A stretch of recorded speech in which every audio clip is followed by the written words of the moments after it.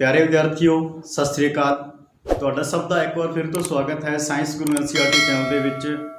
ਬੱਚਿਓ ਆਪਾਂ ਪਿਛਲੀ ਵੀਡੀਓ ਦੇ ਵਿੱਚ 10ਵੀਂ ਕਲਾਸ ਦਾ ਚੈਪਟਰ ਕਰ ਰਹੇ ਸੀ ਕਿ ਜੀਵ ਪ੍ਰਜਨਨ ਕਿਵੇਂ ਕਰਦੇ ਹਨ, ਹਾਊ ਡੂ ਆਰਗੈਨਿਜ਼ਮਸ ਰੀਪਰੋਡਿਊਸ, ਯਾਨੀ ਕਿ ਜੀਵਾਂ ਦੇ ਵਿੱਚ ਪ੍ਰਜਨਨ ਪ੍ਰਕਿਰਿਆ ਆਪਾਂ ਪੜ੍ਹ ਰਹੇ ਸੀ, ਜਿਸ ਦੇ ਵਿੱਚ ਆਪਾਂ ਅਲਿੰਗੀ ਪ੍ਰਜਨਨ ਦੀ ਕੁਝ ਵਿਧੀਆਂ ਜਿਹੜੀ ਸੀ ਉਹ ਕੀਤੀਆਂ ਸੀ, ਜਿਵੇਂ ਕਿ बहुखंडन वगैरह हो गया, विखंडन, ठीक है, फ्रैगमेंटेशन वगैरह, खंड करना, बडिंग वगैरह आप कीतियां सीगियां। कुछ होर विधियां हैगियां ने अलिंगी प्रजनन की, उन्होंने बारे आप अज डिस्कस करते हैं। अगली जिहड़ी विधि है अपनी अलिंगी प्रजनन की वो है कायिक प्रजनन जां वैजीटेटिव प्रोपेगेशन, इसनूं आपां कहांगे कायिक प्रजनन, इसनूं वैजीटेटिव प्रोपेगेशन भी कहा जाता है।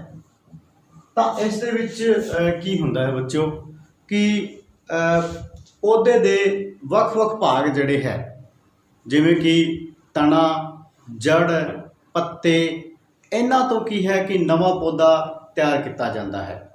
जिवें आपां गल करिए कि पौधे दे विच वख-वख पौधों दे विच वख-वख गुण हुंदे हन। जिवें आलू दे विच उसदी बड जिहड़ी है कली, आपां अख जिहनूं बोलदे हां, उस तो नवां पौधा बन जाता है। गन्ने दे विच भी नवां पौधा उस दे विच, जिवें आपां गल कीती सी उस दिन भी कि दो पोरियां जिथे मिलदियां ने, जॉइंट दे उत्ते एक अखनुमा संरचना हुंदी है, जिस तो आपां नवां गन्ने दा पौधा तैयार कर सकदे हां। इस तरीके नाल ही की हैगा कि कलम लगाउंदे हां कई पौधों की, जिमें कि गुलाब की कलम लगाउंदे हां, या सिट्रस फ्रूट जिहड़े है, निंबू दे जिहड़े पौधे है या संतरे दे पौधे है, उन्हां दे विच भी पौधे दे इन्हां गुणां की वरतों की जाती है। हुण ये गुण हुंदे कुछ पौधों दे विच कि उन्हां दे कायिक भागां तो नवां पौधा तैयार किया जा सकता है। ये अलग अलग पौधों दे विच भाग जिहड़े है वो अलग अलग हुंदे है। इस आधार पर कुछ जिहड़ी है कायिक प्रजनन की विधियां भी प्रचलित हैगियां ने, जिन्हां दे विच एक हैगी दाब लगाउणा। दाब लगाउण दे विच की कीता जांदा बच्चों कि पौधे का कोई भाग, हुण ये आम तौर पर बल्लां वगैरह दे विच कारगर है कि कोई लंबी किसी सब्जी की बल है अपने कोल, उस दे विच की हुंदा है कि विचाले मान लो आ एक बेल धरती उत्ते पई है, इसनूं की कीता जांदा विचालों किसी थां तो दबा दिता जांदा मिट्टी दे विच, तां इत्थे इस दे विच जड़ां अपने आप विकसित हो जांदियां हन ते आ एक अलग पौधा बन जाएगा। आ अगे भी जे आपां इहनूं दबा दिंदे हां तां इत्थे भी जड़ अते उपर जिहड़े है आपां कह सकदे हां कि इस दे विच भी आपां नूं अलग जिहड़ी बेल प्राप्त हो जाती है। तां इह दाब लगाउण दी विधि है। कलम लगाउणा, जिवें कि गुलाब की कलम लगाउंदे हां कि गुलाब दा कोई टाणी का कोई भाग लैके उसनूं आपां जदों मिट्टी दे विच दबा दिंदे हां, उसका एक सिरा थल्लड़े सिरे दे विच जड़ां विकसित हो जांदियां हन, उपरले सिरे दे विच आपां कह सकते हैं कि तना अंकुर या तना जिहड़ा है वो विकसित होना शुरू हो जाता है। इस तरीके नाल प्योंद लगाना भी आपां कह सकते हैं कि बेरी वगैरह जिहड़ी हुंदी है जां निंबू वगैरह के जिहड़े पौधे है उन्हां दे विच प्योंद लगाउण दा काम कीता जांदा, जिसनूं आपां ग्राफ्टिंग भी कहते हैं। यानी कि एक अलग गुण वाले पौधे दा ग्राफ्ट लैके उसनूं आपां अपना जिहड़ा पौधा है, मान लो बेरी का पौधा है, तो इसके तने दे विच एक ग्राफ्ट लगाया जाता है इस तरीके नाल किसी होर पौधे दे लैके, तां इस पौधे के गुण जिहड़े है अपने पौधे दे विच आ जाते हैं। यानी कि वांछित गुण जिहड़े है वो समावेशित हो जाते हैं प्योंद लगाउण दे नाल। तां ये बच्चों कुछ तकनीकां हैगियां ने किस दी, कायिक प्रजनन की, जिस तो की कीता जांदा कि पौधों के विच मॉडिफिकेशन भी किया जाता है। आम तौर पर केला है जां आपां संतरा वगैरह, गुलाब आदि दे विच ये विधियां अपनाई जांदियां हन। ते इस तो की हुंदा है कि अनुवंशिक जिहड़ी समानता है वो बनी रहिंदी है पौधे दे विच। हुण आपां कह लो गन्ने तो उसकी मान लो आपां कह सकते हैं बड तो आपां अगला पौधा तैयार कर रहे हैं, जां एक होर आपां इस दे विच उदाहरण लै सकते हाँ कि पत्थर चट जिन्हों आपां कहंदे हां, ब्रायोफाइलम जिसनूं कहंदे हां, उस दे विच की हुंदा बच्चों पत्थर चट दा पत्ता है इस तरीके का कटनुमा, उसकी अगली आपां कह सकते हैं कि पत्ते की शेप हुंदी है। ਤਾਂ ਇਹ ਕੀ ਹੈਗੇ ਨੇ, ਇਸ ਤਰੀਕੇ ਦੇ ਕੱਟ ਤੁਹਾਨੂੰ ਪੱਤੇ ਦੇ ਉੱਤੇ ਦਿਖਾਈ ਦੇਣਗੇ। ਇਸ ਪੱਤੇ ਨੂੰ ਤੁਸੀਂ ਸਿੱਲੀ ਮਿੱਟੀ ਦੇ ਵਿੱਚ ਜੇਕਰ ਦਬਾ ਦਿੰਦੇ ਹੋ ਕੁਝ ਦਿਨ ਦੇ ਲਈ, ਯਾਨੀ ਕਿ ਮਿੱਟੀ ਨਮੀ ਯੁਕਤ ਰਹਿਣੀ ਚਾਹੀਦੀ ਹੈ, ਤਾਂ ਇਸ ਦੇ ਆ ਜਿਹੜੇ ਕੱਟ ਵਾਲੇ ਭਾਗ ਹੈ ਇਹਨਾਂ ਤੋਂ ਨਵਾਂ ਪੌਦਾ ਜਿਹੜਾ ਵਿਕਸਿਤ ਹੋਣਾ ਸ਼ੁਰੂ ਹੋ ਜਾਂਦਾ ਹੈ। ਹੁਣ ਥੱਲੇ ਇਹਦੇ ਵਿੱਚ ਕੀ ਹੋਏਗਾ ਕਿ ਜੜਾਂ ਅਤੇ ਉੱਪਰ ਨੂੰ ਨਵਾਂ ਜਿਹੜਾ ਹੈ ਪੌਦਾ ਉਹ ਪੱਥਰ ਚੱਟਦਾ ਵਿਕਸਿਤ ਹੋ ਜਾਂਦਾ ਹੈ, यानी कि ऊपर ਨੂੰ ਤਣਾ ਅੰਕੁਰ ਅਤੇ ਥੱਲੇ ਨੂੰ ਜੜ ਜਿਹੜੀ ਹੈ ਵਿਕਸਿਤ ਹੋ ਜਾਂਦੀ ਹੈ ਪੱਤੇ ਤੋਂ। ਤਾਂ ਅਲੱਗ-ਅਲੱਗ ਪੌਦਿਆਂ ਦੇ ਵਿੱਚ ਅਲੱਗ-ਅਲੱਗ ਭਾਗ ਹੈਗੇ ਕਾਇਕ ਪ੍ਰਜਨਨ ਦੇ, ਕਿਸੇ ਦੇ ਵਿੱਚ ਜੜ ਹੈ, ਕਿਸੇ ਦੇ ਵਿੱਚ ਤਣਾ ਹੈ, ਕਿਸੇ ਵਿੱਚ ਪੱਤੇ ਹੈ। ਤਾਂ ਇਹ ਹੈਗੇ ਸੀ ਬੱਚਿਓ ਆਪਣੇ ਕੋਲ ਆਪਾਂ ਕਹਿ ਸਕਦੇ ਹਾਂ ਕਿ ਕਾਇਕ ਪ੍ਰਜਨਨ। ਇੱਕ ਹੋਰ ਆਪਣੇ ਕੋਲ ਪ੍ਰਕਿਰਿਆ ਆਉਂਦੀ ਹੈ ਟਿਸ਼ੂ ਕਲਚਰ ਦੀ। ਟਿਸ਼ੂ ਕਲਚਰ ਦੇ ਵਿੱਚ ਬੱਚਿਓ ਕੀ ਕੀਤਾ ਜਾਂਦਾ ਹੈ ਕਿ ਪੌਦੇ ਦੇ ਵਿਭਾਜਨਸ਼ੀਲ ਜਿਹੜੇ ਸੈੱਲ ਹੁੰਦੇ ਹੈ ਉਹਨਾਂ ਨੂੰ ਇੱਕ ਬਣਾਵਟੀ ਮਾਧਿਅਮ ਦੇ ਵਿੱਚ ਰੱਖ ਕੇ ਤੇ ਬਣਾਵਟੀ ਮਾਧਿਅਮ ਦੇ ਵਿੱਚ ਵਿਭਾਜਨਸ਼ੀਲ ਸੈੱਲਾਂ ਦਾ ਇੱਕ ਗਰੁੱਪ ਤਿਆਰ ਕੀਤਾ ਜਾਂਦਾ ਹੈ, ਕਿਉਂਕਿ ਉਹ ਸੈੱਲ ਲਗਾਤਾਰ ਵਿਭਾਜਨ ਕਰਦੇ ਰਹਿੰਦੇ ਹਨ ਤੇ ਉਸ ਗਰੁੱਪ ਨੂੰ ਕੈਲਸ ਕਿਹਾ ਜਾਂਦਾ ਹੈ। ਕੀ ਕਹਿੰਦਾ? ਕੈਲਸ। ਕੈਲਸ ਕਿਹਾ ਜਾਂਦਾ ਹੈ ਅਤੇ ਉਸ ਕੈਲਸ ਤੋਂ ਬਣਾਵਟੀ ਮਾਧਿਅਮ ਦੇ ਵਿੱਚ ਹੀ ਜਿਵੇਂ ਕਿ ਆਪਾਂ ਬੀਕਰ ਦੇ ਵਿੱਚ ਇੱਕ ਮੀਡੀਅਮ ਹੈ, ਆਮ ਤੌਰ ਤੇ ਕਾਮਨ ਮੀਡੀਅਮ ਹੈ ਜਿਸ ਨੂੰ ਆਪਾਂ PDA बोलते हैं। PDA पोटैटो डेक्सट्रोज एगार मीडियम। पोटैटो डेक्सट्रोज एगार मीडियम, ये मीडियम तैयार करके ਤੇ ਲੈਬ ਦੇ ਵਿੱਚ ਹੀ ਆਪਾਂ ਇਸ ਕੈਲਸ ਤੋਂ ਕੀ ਹੈ ਇੱਕ ਤੁਸੀਂ ਕਹਿ ਲਓ ਕੈਲਸ ਦੇ ਵਿਭਾਜਨਸ਼ੀਲ ਸੈੱਲ ਜਦੋਂ ਇਹਦੇ ਵਿੱਚ ਰੱਖ ਦਿੰਦੇ ਹਾਂ ਤਾਂ ਥੱਲੇ ਇਸ ਦੇ ਵਿੱਚ ਬੀਕਰ ਦੇ ਵਿੱਚ ਹੀ ਜੜਾਂ ਅਤੇ ਉੱਪਰ ਨੂੰ ਤਣਾ ਜਿਹੜਾ ਹੈ ਉਹ ਵਿਕਸਿਤ ਹੋ ਜਾਂਦਾ ਹੈ। ਯਾਨੀ ਬੀਕਰ ਦੇ ਵਿੱਚ ਲੈਬ ਦੇ ਵਿੱਚ ਆਪਾਂ ਇੱਕ ਸੰਪੂਰਨ ਪੌਦਾ ਜਿਹੜਾ ਉਹ ਤਿਆਰ ਕਰ ਸਕਦੇ ਹਾਂ। ਤਾਂ ਇਸ ਪ੍ਰਕਿਰਿਆ ਨੂੰ ਟਿਸ਼ੂ ਕਲਚਰ ਜਿਹੜਾ ਹੈ ਕਿਹਾ ਜਾਂਦਾ ਹੈ। ਇਸ ਤੋਂ ਬਾਅਦ ਅਗਲੀ ਜਿਹੜੀ ਆਪਣੀ ਵਿਧੀ ਹੈ ਬੱਚਿਓ ਕਿ ਅਲਿੰਗੀ ਪ੍ਰਜਨਨ ਦੀ, ਉਹ ਹੈ ਕਿ ਬੀਜਾਣੂ ਨਿਰਮਾਣ ਦੇ ਦੁਆਰਾ ਪੌਦੇ ਦੇ ਵਿੱਚ ਪ੍ਰਜਨਨ ਦੀ ਪ੍ਰਕਿਰਿਆ। ਬੱਚਿਓ ਬੀਜਾਣੂ ਬਣਨ ਦੀ ਜਿਹੜੀ ਪ੍ਰਕਿਰਿਆ ਹੈ ਉਹ ਲੋਅਰ ਕਲਾਸ ਦੇ ਜਿਹੜੇ ਪੌਦੇ ਹੈ ਉਹਨਾਂ ਵਿੱਚ ਪਾਈ ਜਾਂਦੀ ਹੈ, ਜਿਵੇਂ ਕਿ ਮੋਲਡ ਵਗੈਰਾ ਹੋ ਗਏ। ਇੱਕ ਤਰੀਕੇ ਦੀ ਆਪਾਂ ਕਹਿ ਸਕਦੇ ਹਾਂ ਕਿ ਉੱਲੀਆਂ ਟਾਈਪ ਪੌਦੇ ਹੈਗੇ। ਆਪਾਂ ਪਹਿਲਾਂ ਪੜ੍ਹਿਆ ਸੀਗਾ ਜਦੋਂ ਆਪਾਂ ਇਸ ਚੈਪਟਰ ਨੂੰ ਸ਼ੁਰੂ ਕੀਤਾ ਸੀਗਾ ਕਿ ਡਬਲ ਰੋਟੀ ਨੂੰ ਜੇਕਰ ਸਿੱਲੇ ਅਤੇ ਠੰਡੇ ਹਨੇਰੇ ਵਾਲੀ ਜਗ੍ਹਾ ਦੇ ਵਿੱਚ ਰੱਖ ਦਿੰਦੇ ਹਾਂ ਤਾਂ ਉਸ ਦੇ ਉੱਤੇ ਮੋਲਡ ਜਿਹੜੀ ਹੈ ਉਹ ਵਾਧਾ ਕਰਨਾ ਸ਼ੁਰੂ ਕਰ ਦਿੰਦੀ ਹੈ। ਹੁਣ ਕਿਸ ਤਰੀਕੇ ਨਾਲ ਕੀ ਹੋਏਗਾ, ਮੰਨ ਲਓ ਇਹ ਡਬਲ ਰੋਟੀ ਹੈ, ਇਸ ਡਬਲ ਰੋਟੀ ਉੱਤੇ ਮੋਲਡ ਜਿਹੜੀ ਹੈ ਇਸ ਤਰੀਕੇ ਨਾਲ ਮੰਨ ਲਓ ਕਾਲੇ ਕਾਲੇ ਉਸ 'ਤੇ ਫਿਲਾਮੈਂਟ ਆਪਾਂ ਨੂੰ ਦਿਖਾਈ ਦੇਣੇ ਸ਼ੁਰੂ ਹੋ ਜਾਂਦੇ ਹੈ। ਇਹ ਜਿਹੜੇ ਫਿਲਾਮੈਂਟ ਹੈ ਆਪਾਂ ਇਹਨਾਂ ਨੂੰ ਹਾਈਫੀ ਕਹਿੰਦੇ ਹਾਂ। ਹਾਈਫੀ। ਤਾਂ ਇਹ ਹਾਈਫੇ ਜਿਹੜੇ ਹੈ ਇਹ ਆਪਾਂ ਨੂੰ ਦਿਖਾਈ ਦਿੰਦੇ ਆਮ ਤੌਰ 'ਤੇ ਆਪਾਂ ਨੂੰ ਨੰਗੀਆਂ ਅੱਖਾਂ ਨਾਲ ਵੀ ਵਿਖਾਈ ਦੇ ਜਾਂਦੇ ਆ, ਪਰੰਤੂ ਇਹ ਜਿਹੜੇ ਹੈ ਇਸ ਦੇ ਪ੍ਰਜਨਨ ਭਾਗ ਨਹੀਂ ਹੁੰਦੇ। ਇਹਨਾਂ ਦੇ ਅਗਲੇ ਸਿਰੇ 'ਤੇ ਸੂਖਮ ਗੋਲ ਜਿਹੜੀ ਹੈ ਗੁੱਛੇਦਾਰ ਸੰਰਚਨਾਵਾਂ ਹੁੰਦੀਆਂ ਹਨ, ਬਿਲਕੁਲ ਅਗਲੇ ਸਿਰੇ 'ਤੇ ਇਸ ਤਰੀਕੇ ਦੀ ਸਾਰਿਆਂ ਦੇ ਹਰੇਕ ਹਾਈਫੇ ਦੇ ਉੱਤੇ ਇੱਕ ਤਰੀਕੇ ਨਾਲ ਆਪਾਂ ਕਹਿ ਸਕਦੇ ਇਸ ਤਰੀਕੇ ਦੀ ਸੰਰਚਨਾ ਹੁੰਦੀ ਹੈ। ਇਸ ਸੰਰਚਨਾ ਨੂੰ ਆਪਾਂ ਕੀ ਕਹਿੰਦੇ ਹਾਂ? ਸਪੋਰੈਂਜੀਆ ਕਹਿੰਦੇ ਹਾਂ। ਸਪੋਰੈਂਜੀਆ।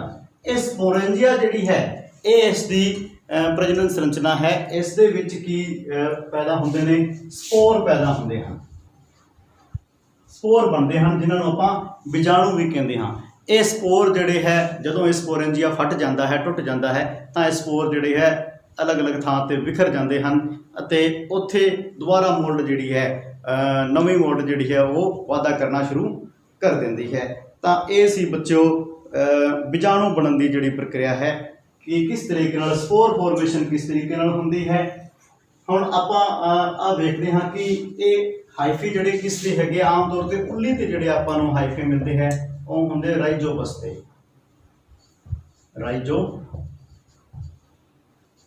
ਰਾਈਜੋਪਸ ਕਿਹਾ ਜਾਂਦਾ ਮੋਲਡ ਹੈ, ਇੱਕ ਟਾਈਪ ਦੀ ਕੀ ਹੈ ਮੋਲਡ ਹੈ। ਤਾਂ ਸਪੋਰੈਂਜੀਆ ਦੇ ਟੁੱਟਣ ਦੇ ਨਾਲ ਸਪੋਰ ਜਿਹੜੇ ਹੈ ਬਾਹਰੀ ਵਾਤਾਵਰਣ ਵਿੱਚ ਆ ਜਾਂਦੇ ਹਨ ਅਤੇ ਦੁਬਾਰਾ ਨਵਾਂ ਜਿਹੜਾ ਹੈ ਮੋਲਡ ਜਿਹੜੀ ਹੈ ਨਵਾਂ ਰਾਈਜੋਪਸ ਦਾ ਪੌਦਾ ਜਾਂ ਨਵਾਂ ਰਾਈਜੋਪਸ ਜਿਹੜਾ ਵਿਕਸਿਤ ਕਰ ਲੈਂਦੇ ਹਨ।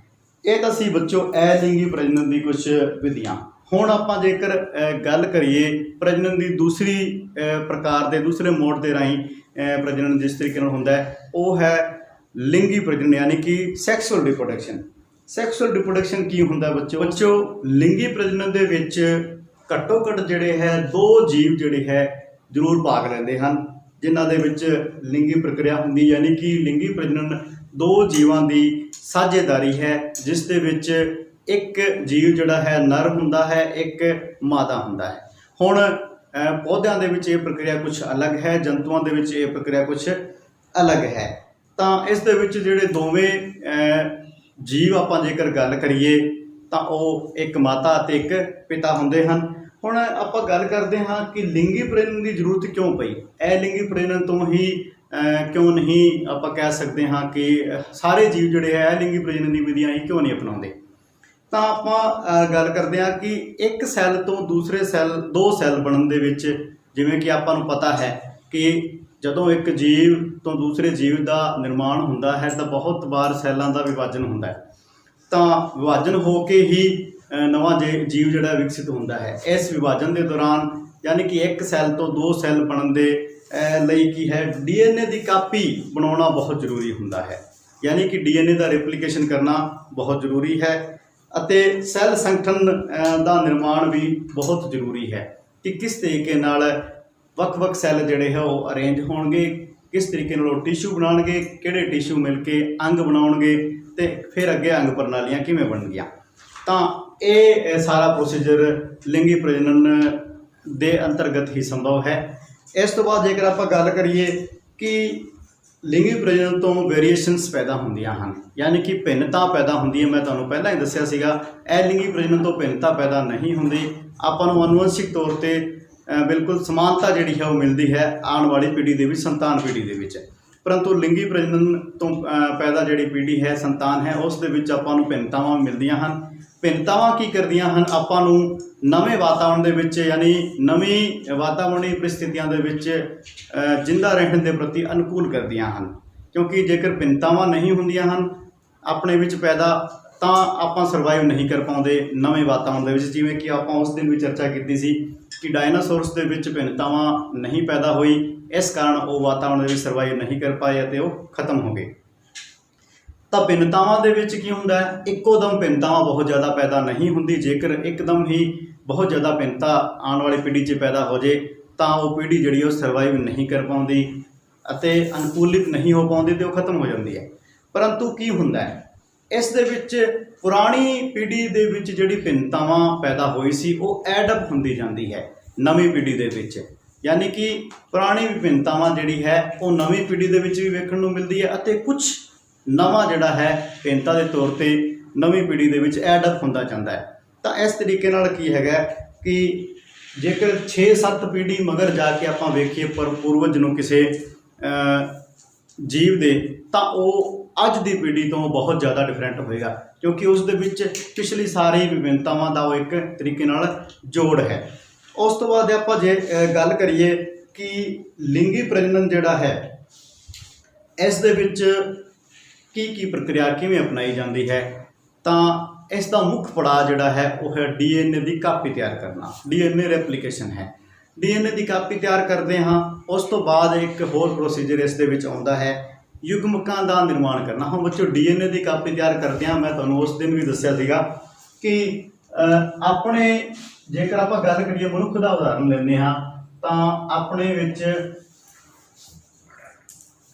DNA ਦੇ ਵਿੱਚ 23 ਜੋੜੇ ਗੁਣਸੂਤਰ ਹੁੰਦੇ ਹੈ। 23 ਜੋੜੇ ਯਾਨੀ ਕਿ ਟੋਟਲ 46 ਜਿਹੜੇ ਹੈ ਕ੍ਰੋਮੋਜ਼ੋਮਸ, ਇਹਨਾਂ ਨੂੰ ਕ੍ਰੋਮੋਜ਼ੋਮ ਕਿਹਾ ਜਾਂਦਾ, ਗੁਣਸੂਤਰਾਂ ਨੂੰ ਕ੍ਰੋਮੋਜ਼ੋਮਸ। ਤਾਂ ਇਹ 46 ਗੁਣਸੂਤਰ ਹੈ। ਜੇਕਰ ਇਹ 46 ਦੇ 46 ਹੀ ਅਗਲੀ ਪੀੜ੍ਹੀ ਵਿੱਚ ਚਲੇ ਜਾਣਗੇ ਤਾਂ ਕੀ ਹੋਏਗਾ, ਅਗਲੀ ਪੀੜ੍ਹੀ ਦੇ ਵਿੱਚ ਇਸ ਤੋਂ ਡਬਲ ਹੋ ਜਾਣਗੇ। ਯਾਨੀ ਕਿ 46 ਦਾ ਤੁਸੀਂ ਡਬਲ ਕਰ ਲਓ, ਯਾਨੀ ਦੁੱਗਣੇ ਪਹਿਲੀ ਪੀੜ੍ਹੀ ਤੋਂ ਅਗਲੀ, ਉਸ ਤੋਂ ਅਗਲੀ ਪੀੜ੍ਹੀ 'ਚ ਕੀ ਹੋ ਜਾਣਗੇ, 4 ਗੁਣਾ ਹੋ ਜਾਣਗੇ, ਉਸ ਤੋਂ ਅਗਲੀ ਪੀੜ੍ਹੀ ਦੇ ਵਿੱਚ 8 ਗੁਣਾ। ਯਾਨੀ ਗੁਣਸੂਤਰਾਂ ਦੀ ਸੰਖਿਆ ਵੱਧਦੀ ਜਾਏਗੀ ਅਤੇ ਭਿੰਨਤਾ ਬਹੁਤ ਜ਼ਿਆਦਾ ਪੈਦਾ ਹੋ ਜਾਏਗੀ। ਭਿੰਨਤਾ ਬਹੁਤ ਜ਼ਿਆਦਾ ਪੈਦਾ ਹੋ ਜਾਣ ਕਾਰਨ ਉਹ ਪੀੜ੍ਹੀ ਜਿਹੜੀ ਹੈ ਉਹ ਸਰਵਾਈਵ ਨਹੀਂ ਕਰ ਪਾਏਗੀ। ਤਾਂ ਇਸ ਲਈ ਕੀ ਕੀਤਾ ਜਾਂਦਾ ਹੈ ਕਿ ਯੁਗਮਕਾਂ ਦਾ ਨਿਰਮਾਣ ਹੁੰਦਾ ਹੈ DNA ਦੇ ਵਿੱਚ। ਇੱਕ ਤਰੀਕੇ ਨਾਲ ਆਪਾਂ ਕਹਿ ਸਕਦੇ ਹਾਂ DNA ਰੈਪਲੀਕੇਸ਼ਨ ਹੁੰਦਾ ਹੈ। DNA ਦੀ ਪ੍ਰਤੀਲਿਪੀ ਇੱਕ ਕਾਪੀ ਤਿਆਰ ਕੀਤੀ ਜਾਂਦੀ ਹੈ ਅਤੇ ਉਹ ਕਾਪੀ ਕਿੱਥੇ ਸਟੋਰ ਕੀਤੀ ਜਾਂਦੀ ਹੈ, ਯੁਗਮਕਾਂ ਦੇ ਵਿੱਚ, ਕਿਉਂਕਿ ਯੁਗਮਕਾਂ ਨੇ ਸੰਯੋਗ ਕਰਕੇ ਅੱਗੇ ਆਪਾਂ ਕਹਿ ਸਕਦੇ ਹਾਂ ਕਿ ਨਿਸ਼ੇਚਨ ਪ੍ਰਕਿਰਿਆ ਤੋਂ ਬਾਅਦ ਨਵਾਂ ਜੀਵ ਵਿਕਸਿਤ ਕਰਨਾ ਹੁੰਦਾ ਹੈ। ਹੁਣ ਯੁਗਮਕ ਨਿਰਮਾਣ ਦੇ ਦੌਰਾਨ ਕੀ ਹੁੰਦਾ ਹੈ ਕਿ ਦੋ ਤਰੀਕੇ ਦੇ ਸੈੱਲ ਬਣਦੇ ਹਨ। ਆਪਾਂ ਗੈਮੀਟਸ ਦੀ ਗੱਲ ਕਰੀਏ, ਗੈਮੀਟਸ ਜਾਂ ਇਹਨਾਂ ਨੂੰ ਆਪਾਂ ਯੁਗਮਕ ਵੀ ਕਹਿੰਦੇ ਹਾਂ। ਡੀਐਨਏ ਦੀ ਕਾਪੀ ਤੋਂ ਬਾਅਦ ਯੁਗਮਕ ਬਣਦੇ ਹਨ। ਯੁਗਮਕ ਦੋ ਤਰੀਕੇ ਦੇ ਹੁੰਦੇ ਹੈ। ਇੱਕ ਯੁਗਮਕ ਜਿਹੜਾ ਹੈ ਉਹ ਗਤੀਸ਼ੀਲ ਹੁੰਦਾ ਹੈ ਤੇ ਦੂਸਰਾ ਯੁਗਮਕ ਇਸ ਤਰੀਕੇ ਦਾ ਹੁੰਦਾ ਜਿਸ ਦੇ ਵਿੱਚ ਭੋਜਨ ਸਟੋਰ ਹੁੰਦਾ ਹੈ, यानी कि भोजन संचित करने वाला हुंदा है दूसरा युग्मक। और क्योंकि बच्चों की निषेचन तो बाद नवा जीव विकसित होने यानी भ्रूण के विकास के लिए भोजन की जरूरत भी होंदी है। इस तरीके नाल आपां नहीं कह सकते कि तुरंत जिहड़ा है नवी आपां नूं संतति जिहड़ी प्राप्त होएगी जां नवी पीढ़ी प्राप्त होएगी वो अपना भोजन आप बनाना शुरू कर देगी जां वातावरण दे विच सर्वाइव कर जाएगी। तो उसनूं की हैगा कि अनुवंशिक जानकारी के नाल नाल ऊर्जा की जरूरत भी होंदी है तां जो वो सर्वाइव कर सके अते अपना सिस्टम जिहड़ा है भोजन निर्माण का वो शुरू कर सके। तो इस दे लई आपां कह सकते हाँ कि गतिशील इस दे विच जनन सैल अते भोजन संचित जनन सैल जिहड़े है दो तरीके दे युग्मक बनते हैं। गतिशील जिहड़ा जनन सैल है वो आम तौर पर जिहड़ा है ये है नर युग्मक होंदा है ते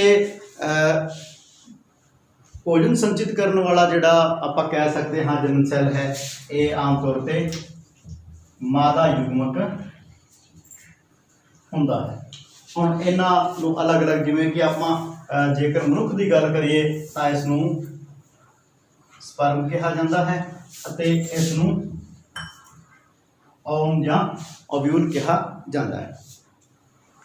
इस तो बाद ये तो है बच्चों हुण की होएगा कि जदों युग्मकां का निर्माण होएगा उस टाइम इस दे विच अर्धसूत्री विभाजन होएगा जिसनूं कि मियोसिस भी कहा जाता है। अर्ध सूत्री विभाजन जिसनूं कि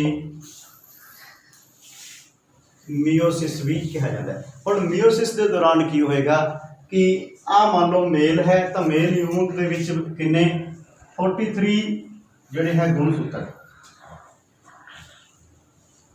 ते फीमेल के विच भी 46 तो अद्धे यानी कि अर्धसूत्री इस इहदे विच भी 23 गुणसूत्र आपां जे गल करिए मनुख की तो दोनों का जदों निषेचन होएगा नर ते मादा युग्मक का संयोग होएगा ताकि हो जाएगा वापस इन्हों की संख्या जी 46 हो जाएगी। तो ये तो असीं एक जनरल में उदाहरण लिया तो अलग अलग जीवों के गुणसूत्रों की संख्या अलग अलग होंदी है पर अर्धसूत्री विभाजन हमेशा हरेक दे लिंगी प्रजनन दौरान अर्धसूत्री विभाजन होएगा क्योंकि इस दे नाल गुणसूत्रों की संख्या जी है वो निश्चित रहिंदी है। किसी भी जाति दे विच गुणसूत्रों की संख्या दे विच कोई परिवर्तन अगली पीढ़ी दे विच नहीं आता। इस तो बाद बच्चों आपां पौधों के विच लिंगी प्रजनन जिहड़ा है यानी कि सैक्सुअल रिप्रोडक्शन इन प्लांट जिहड़ा है वो बच्चों पौधों के विच लिंगी प्रजनन करने वाला जिहड़ा पौधों के एक खास वर्ग है जिसनों कि एंजियोस्पर्म या फुलदार पौधे कहा जाता है। एंजियोस्पर्म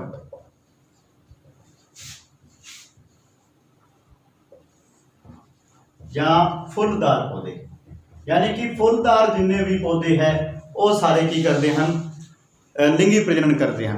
इस दे विच आम तौर पर आप फुल जिहड़ा है पौधे का आप कह सकते हाँ प्रजनन भाग है तो इस दे विच 4 जिहड़े है भाग होंदे फुल दे आपां उन्हां फुल दे 4 भागां दा नाम भी आपां इत्थे डिस्कस कर रहे हैं। सब तो पहला जिहड़ा है हरी पत्तियां का चक्कर होंदा है। हरी पत्तियां जिसनूं कि आपां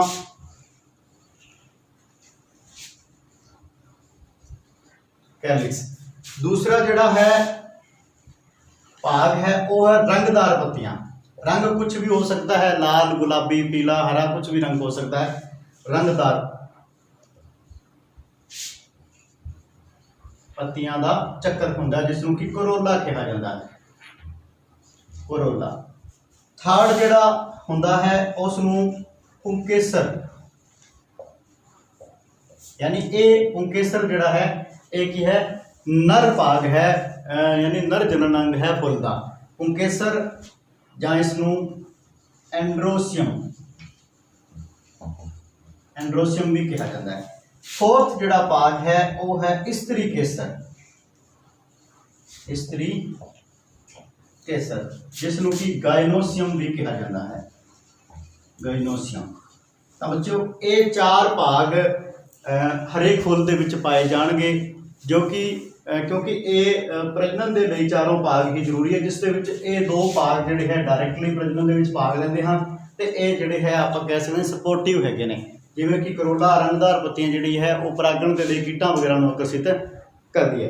हुण आपां अलग अलग इस आधार पर कुछ पौधे जिहड़े है उन्हां दा अलग अलग प्रकार हुंदा। जेकर किसी आपां कह सकते हैं कि फुल दे विच जां किसी पौधे की किसी प्रजाति के फुल दे विच दोनों विचों एक ही आपां जेकर गल करिए कि दोनों विचों एक ही जनन अंग जिहड़ा मौजूद है, तो उसनूं की कहांगे एक लिंगी जां यूनीसैक्सुअल कहंदे हां। एक लिंगी या यूनीसैक्सुअल, जिवें कि काफ़ी सारे पौधे हैगे है। उदाहरण के तौर पर मैं तुहानूं दस दियां, पपीता है, तरबूज है, मूली है, मूली जिहड़ी है। तो ये इन्हां पौधा प्रजातियां दे विच तुसीं वेखदे हो कि ये एक लिंगी इन्हां दे फ्लावर हुंदे हैं। जेकर पपीते दे नर अते मादा दोवें पौधों नूं नाल नाल ना लगाया जाए, यानी उन्हां दे विच परपरागण की क्रिया ना होवे, पॉसीबल ना होवे, तो कदे पौधे नूं पपीते नहीं लगणगे। इस तरीके नाल तरबूज दे विच भी नर अते मादा दोनों पौधे होंगे।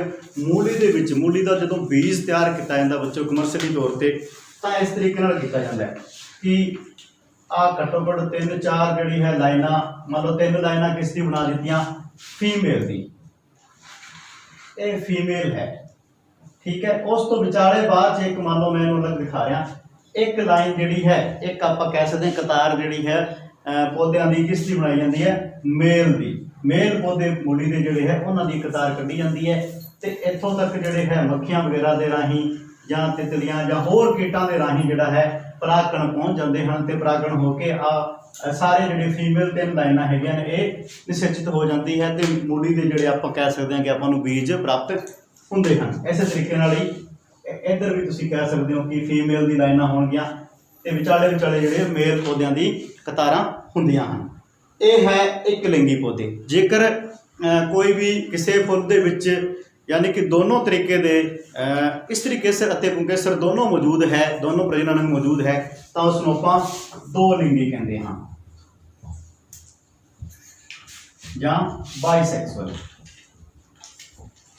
जिवें कि अपना चाइना रोज हो गया, जिसनों कि गुड़हल कहते हैं, जां आम रोज जिहड़ा गुलाब है वो भी की है बाईसैक्सुअल है।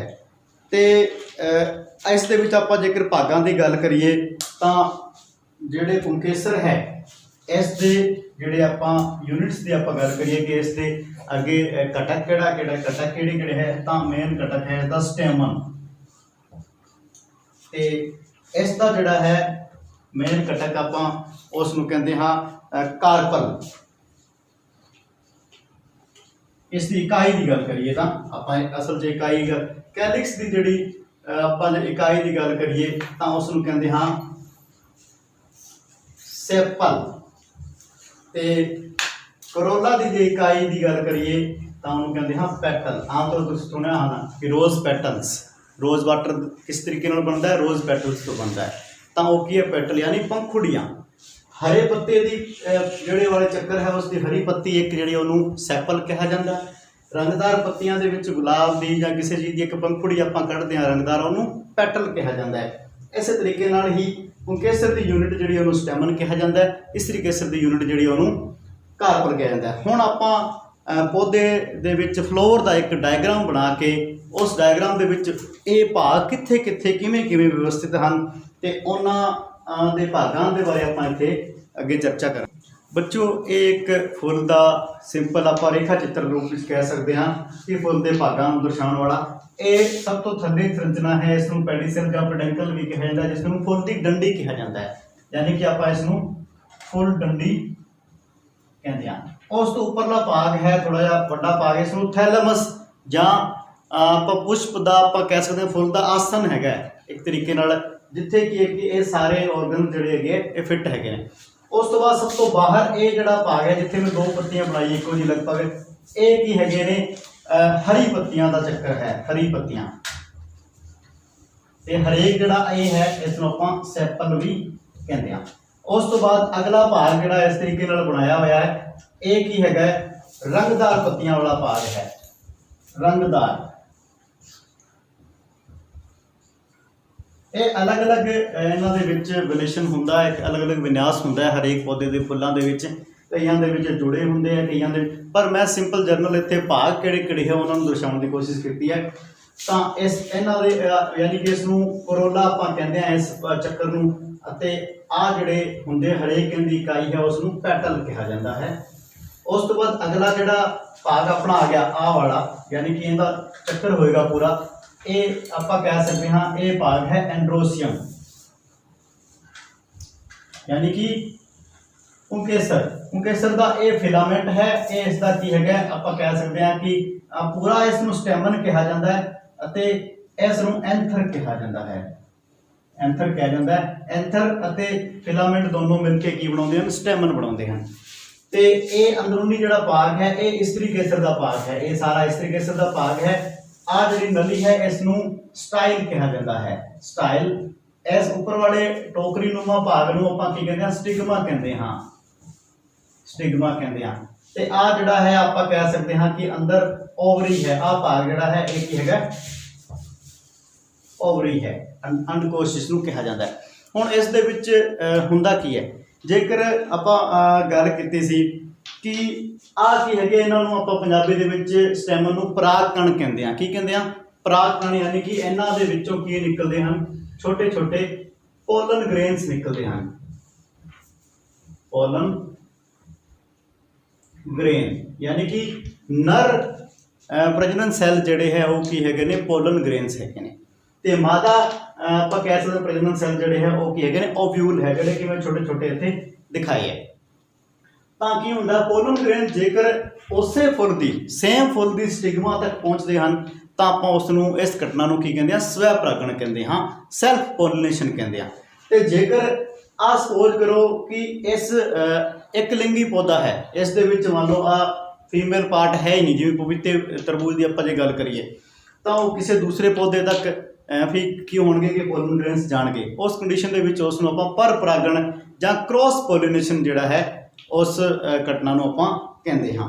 ਤਾਂ ਉਮੀਦ ਕਰਦਾ ਹਾਂ ਕਿ ਕਾਇਕ ਪ੍ਰਜਨਨ ਅਤੇ ਬੀਜਾਣੂ ਬਣਨ ਦੀ ਪ੍ਰਕਿਰਿਆ ਜਿਹੜੀ ਆਪਾਂ ਪੜ੍ਹੀ ਹੈ ਅੱਜ, ਅਤੇ ਪੌਦਿਆਂ ਦੇ ਵਿੱਚ ਲਿੰਗੀ ਪ੍ਰਜਨਨ ਦੀ ਜਿਹੜੀ ਪ੍ਰਕਿਰਿਆ ਪੜ੍ਹੀ ਹੈ, ਬਿਲਕੁਲ ਫਲੋਰ ਦੇ ਡਾਇਗਰਾਮ ਦੇ ਨਾਲ, ਇਹ ਤੁਹਾਨੂੰ ਚੰਗੀ ਤਰੀਕੇ ਨਾਲ ਸਮਝ ਆ ਗਈ ਹੋਏਗੀ। ਤੇ ਇਸ ਚੈਪਟਰ ਦਾ ਅਗਲਾ ਭਾਗ, ਯਾਨੀ ਕਿ ਮਨੁੱਖਾਂ ਵਿੱਚ ਪ੍ਰਜਨਨ ਪ੍ਰਣਾਲੀ, ਯਾਨੀ ਕਿ ਮਨੁੱਖਾਂ ਵਿੱਚ ਲਿੰਗੀ ਪ੍ਰਜਨਨ ਦੀ ਜਿਹੜੀ ਪ੍ਰਕਿਰਿਆ ਹੈ, ਉਹ ਅਗਲੀ ਵੀਡੀਓ ਦੇ ਵਿੱਚ ਲੈ ਕੇ ਆਵਾਂਗਾ। ਤਦ ਤੱਕ ਲਈ ਧੰਨਵਾਦ।